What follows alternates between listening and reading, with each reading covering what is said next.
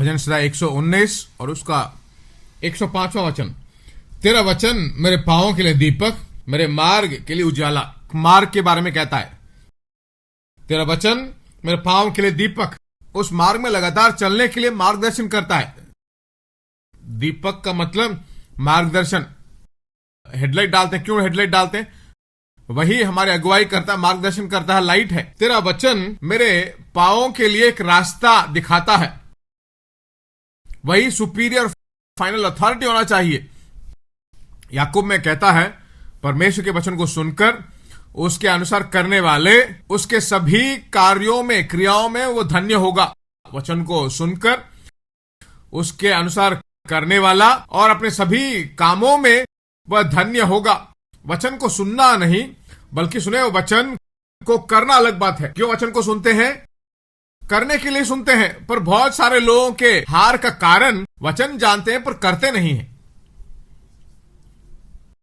वो वचन हमें मालूम है, ये वचन मालूम है, वो वचन में, सभी वचन मुझे मालूम है। क्या कोई वचन है जो हम नहीं जानते? उस वचन के अनुसार क्या तुम्हारा जिंदगी जमा है? परमेश्वर एक बात कहता है और रिश्तेदार एक बात बोलेंगे। अब डिसीजन परमेश्वर के वचन को लोगे या दुनिया की बात?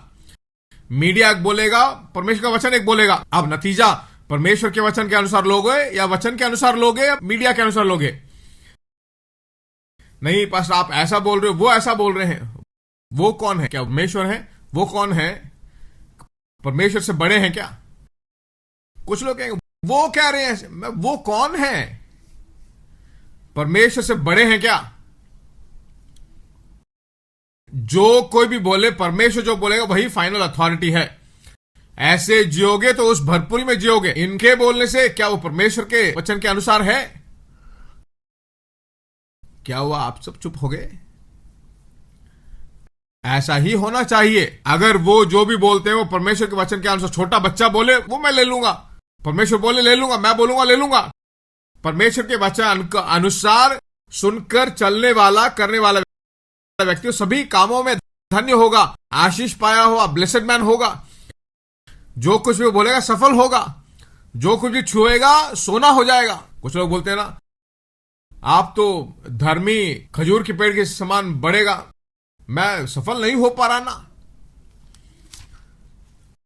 धर्मी व्यक्ति को धर्म के रास्ते में जाना चाहिए।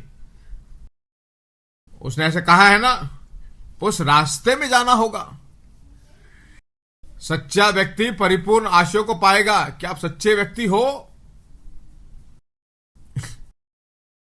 अगर तुम सच्चे व्यक्ति हो तो कौन है वो व्यक्ति? परमेश्वर के वचन के अनुसार सुनकर उसमें जो चिपका हुआ वही सच्चा मनुष्य है। परमेश्वर के वचन को ऐसे ही पकड़कर जो जीता है ना, वही सच्चा मनुष्य है। ऐसा व्यक्ति परिपूर्ण आशीषों को, भलाइयों को पाएगा, उस रास्ते में जाता है। नीति वचन 1 में आइए, बहुत ही जरूरी है बात। किसी भी तरह जीने वाली जिंदगी वो परमेश्वर के स्टैंडर्ड में नहीं होगा। ऐसा ही जीना है तो ऐसा ही जीना होगा। नीति वचन 1 10वां वचन। हे मेरे पुत्र, यदि पापी लोग तुझे फुसलाएं तो उनकी बात न मानना। 15वां वचन। तो हे मेरे पुत्र, तो उनके संग मार्ग में न चलना, वरन उनकी डगर में पांव भी न रखना। नीचे से बहुत लोग बोलेंगे, 10 से 15 तक जो कुछ भी है बताया। पापी जो सिखाएगा, फुसलाएगा, घी के टपकते इतना चिकनी बातें कहेगा, कहता है कि उसकी मार्गों में मत जा। 2 मार्ग हैं, एक परमेश्वर का मार्ग, दूसरा दुनिया का मार्ग। पापी जो कुछ भी कहता है, पापी के मार्ग में मत जा, उसकी आलोचनाओं के अनुसार मत चल। उसके मार्गों में जाओगे तो जल्दी पैसा आएगा, जल्दीबाजी में पैसे भी आएगा, दबा दबाता रहेगा। पैसा आएगा पर बहुत दिनों तक नहीं रहेगा। पर परमेश्वर के रास्ते में जाओगे तो, मैं कहता हूं पापियों का मार्ग जो है सेल्फ सेंटर्ड है, अपने खुद की बात सोचता है, स्वाभिमानी। हम नहीं ऐसे, मसीह पर निर्भर हैं।